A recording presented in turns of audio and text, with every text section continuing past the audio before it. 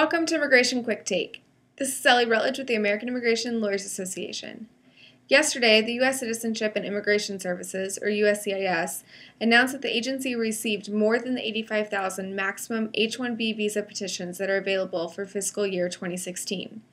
Here to discuss the announcement and what it means is William Stock, First Vice President of AILA. Bill, thanks for joining me. What does reaching the 85,000 cap mean for H-1B visa applicants? Because the agency received more than 85,000 petitions in the first 5 business days, they'll have to conduct a lottery. What they'll do is they will assign each petition a unique number, and we won't know how many petitions there are until probably the end of April or the beginning of May when they actually run the lottery. But the first thing they do is they set aside those petitions that are eligible for the 20,000 master's cap and run a lottery just with those petitions. Any petitions that are not selected in that lottery then go into the general lottery for the 65,000 that are available for any specialty occupation position. Thanks, Bill. What happens to those who do not get picked in the lottery? Unfortunately, you're out of luck in terms of H-1B eligibility, and so many people will need to find another basis to remain in the United States, or employers will send the projects that those people are working on overseas with the people who will have to leave the U.S. The H-1B cap is really an artificial limit on the number of workers who could be working on projects in the United States.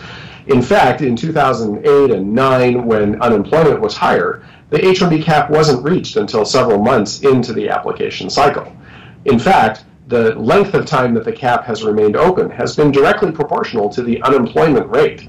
As more U.S. workers and engineers in STEM occupations have found positions, employers have used more H-1Bs. When U.S. workers are not available, that's when H-1B workers are brought into the workforce. Was this H-1B season any different than years past? Most of the practitioners I spoke with about their H-1B experience this year have said that they were up 30 to 40% from the number of petitions that they filed.